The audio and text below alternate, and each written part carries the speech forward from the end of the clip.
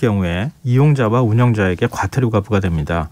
그런데 첫날부터 전국 곳곳에서 QR코드 시스템 오류가 발생해서 자영업자들과 시민들이 적지 않은 불편을 겪었다고 하는데요. 이 방역당국은 시스템 과부하로 이용에 불편을 드려 죄송하다며 오늘은 방역 패스를 적용하지 않는다 이런 공지문을 내기도 했습니다. 전국 자영업자 비상대책위원회 조지현 공동대표 연결해서 방역 패스 첫날, 의무화 첫날 현장 상황은 어땠는지 얘기 들어보도록 하겠습니다. 대표님 안녕하십니까? 네, 안녕하십니까? 네, 앞서 제가 쭉 설명드렸는데요. 오늘 네. 음식점이나 카페 방역 패스가 이제 처음으로 적용되는 날이었는데 현장 분위기는 어땠습니까? 예, 우왕좌왕에 매우 절망적이었죠. 일단은 첫 번째 어떻게 해야 되는지를 이전에 시설 저희 운영자 분들 같은 경우도 QR코드를 찍어보거나 찍기만 했지, 그리고 안심콜 등을 안내만 했지 접종 완료자 확인을 해본 적이 없었거든요.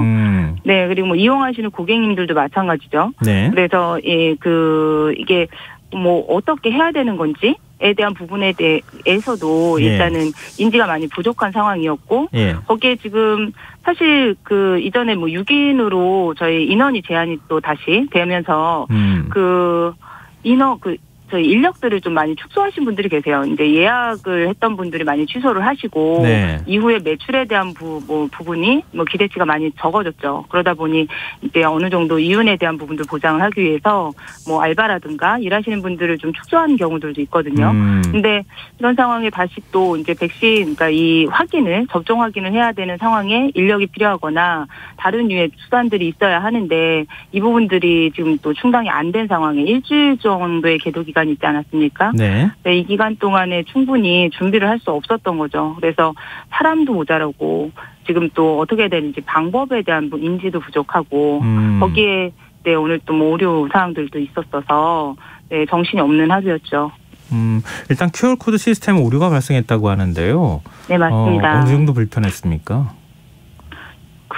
일단은 이제 전자 출입 명부를 이제 제시해야 되는 분들도 이제 질병관리청의 쿠보 어플 접속이 안 됐었고, 네이버, 카카오, 토스 등의 어플들도 원활치 QR코드 제공 자체가 좀 원활치 않았었죠. 그러니까 지금 방법에 대한 부분들도 그렇고 또 이제 인력에 대한 부분들도 충분히 이제 인지되지 않은 상황에서 이 지금 이걸 적용을 해야 되는 시스템조차 안 되다 보니까 또 사실 지금 자영업자분들 같은 경우는 여태까지 계속 이제 적자의 기간들이 있지 않았습니까? 이 부분을 보충을 하려고 11월 달도 열심히 일했고 12월 달에 특수기대를 했는데 매출 저하가 되기 때문에 점심시간과 저녁시간이 매우 소중한 시간이거든요.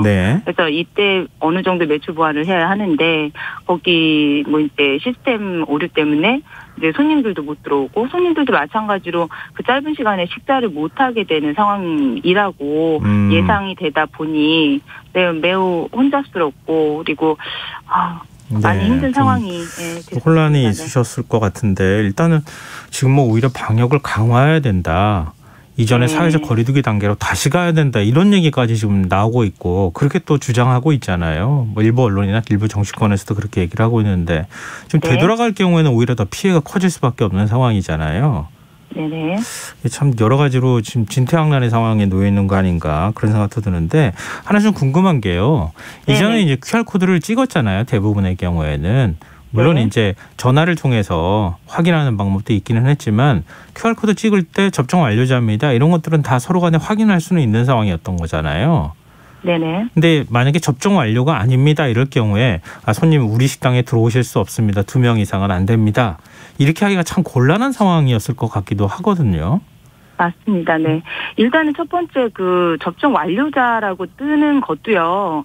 이용자가 업데이트를 했을 때 가능한 얘기거든요. 첫 번째 업데이트가 안 되어 있는 분께는 업데이트부터 안내를 해드려야 됩니다. 네. 그리고 아니면 이제 접종 완료 확인증에 대한 부분 확인을 해야 되는 부분이죠. 그래서 이 부분을 안내를 하는 부분들도 좀 힘들고, 그리고 이게 이게 여러 가지 지금 준비 안 된 상황에서 이런 상황들이 계속 발생이 되고 이것들에 대한 책임들을 지금 계속 자영업자들이 다 가져가야 되는 부분에 대해서 계속 이제 곤란함을 겪고 있죠. 참 어려운 문제인 것 같습니다. 만약에 근데 이런 경우도 있을 수 있잖아요. 지금 방역을 더 옥죄거나 방역 조치를 더 강화할 경우에 그럴 경우에 자영업자들이 훨씬 더 큰 피해를 지금 입을 수밖에 없는 상황이잖아요. 네. 근데 지금 조금 불편하더라도 방역 패스를 적용하는데 좀 안착하는 데까지 조금 협조를 하는 게 오히려 더 나을 수는 없을까요? 양자를 비교했을 때 방역 패스가 좀 불편하고 어렵더라도 방역 패스가 안착되도록 자영업자들이 적극적으로 협조해서 이 지금 영업 시간 제한을 두지 않고 영업을 좀 할 수 있도록 하는 게 오히려 더 낫지는 않을까요? 다시 말씀드리면 영업을 할 수 있게끔. 예, 그렇죠. 지금 만약에 전문가들 얘기처럼 영업 시간 제한 다시 들어가고.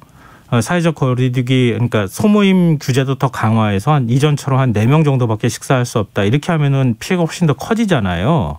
그러니까 좀 불편하더라도 방역 패스가 안착이 될 수 있도록 자영업자분들이 좀 힘들더라도 좀 협조하면 그게 오히려 더 큰 그러니까 사회적 거리두기 단계로 가는 것보다는 좀 더 낫지 않을까 이런 생각에서 여쭤보는 거예요. 방역 패스를 저희가 무조건 반대하는 거는 아니고요. 네. 방역 패스를 할 때 하게 되면 추가적인 인력 소모라든가 이외에 저희가 구비해야 되는 이제 패스 기계도 있어야 되고요. 네. 등에 대한 부분들이 있지 않습니까? 예. 그러면 이 부분에 대해서는 적어도 이것도 정부에서 규정하는 거라고 하면 사실은 백신에 대한 부분들이 원활히 진행이 됐었고 이게 그렇다고 하면 저희 이게 자영업자가 굳이 해야 되지 않아야 되는 부분들도 있을 수 있잖아요. 네네. 이 정부의 행정명령으로 인해서 저희가 인력을 더 써야 한다면 이거는 무조건 인력이 있어야 되는 부분이거든요. 이제 무인 시스템의 업장들이나 이런 곳들에서는 확인을 할 수 없지 않습니까? 예. 네네. 사람이 확인을 해야 되죠. 그러면 사람을 쓰는 인력 비용에 대해서는 저희는 충당이 돼야 된다라고 생각을 하고 있고요. 그리고 여기에 추가적으로 지금 이 방역 패스를 적용을 하면서 행위자에 대한 범칙금 에 대한 부분과 이 시설 운영자에 대한 범칙에 대한 부분들이 매우 상이해요. 1차 예를 들면요. 1차로 이제 위반한 부분들이 걸리게 되면 시설 운영자는 1차로 150만 원, 2차에는 300만 원, 3차로 걸리면 3개월간 운영 중단, 4차로 걸리면 시설 폐쇄를 해야 됩니다. 근데 이 이용자는 10만 원의 벌금을 물게 되거든요. 근데 이 부분이 진짜 방역 패스라는 거 백신에 맞는다라는 거는 행위자가 해야 될 부분들이잖아요. 단적으로 저희 이제 자영업자 커뮤니티 방이 있는데 어떤 분은 이런 얘기를 하시더라고요. 음주운전을 하고 음주운전 이제 자동차를 운전하고 가다가 걸리면 이거는 도로공단에서 이게 벌칙을 금액을 내야 되는 건 아니잖아요. 벌칙금은 지금 운전자가 내는 게 맞죠. 근데 지금의 상황은 운전자에게는 10만 원, 그리고 도로공사에서는 도로를 내준 도로공사에서는 300만 원을 내라는 얘기하고 같은 이론이라는 얘기죠. 실제로 행위를 하셔야 되는 분들이 더 조심을 하셔야 되고 먼저 자발적으로 의지를 가지셔야 되거든요. 근데 그런 의지를 갖기 위한 제도가 이게 지금 시설 운영자에게는 너무 과한 처벌, 그리고 행위자에게는 10만 원이라는 지금 행정들이 지금 진행이 되고 있다 보니까 실질적으로 이게 실효가 있을 수 있는지에 대한 의문이 들죠. 네, 모든 책임을 자영업자들한테 다 떠넘기는 것처럼 느껴져서 그렇다. 이제 이런 말씀을 해주셨는데요. 네, 오늘 말씀 여기까지 듣겠습니다. 말씀 고맙습니다. 네, 감사합니다. 네, 지금까지 전국 자영업자 비상대책위원회 조지현 공동대표였습니다.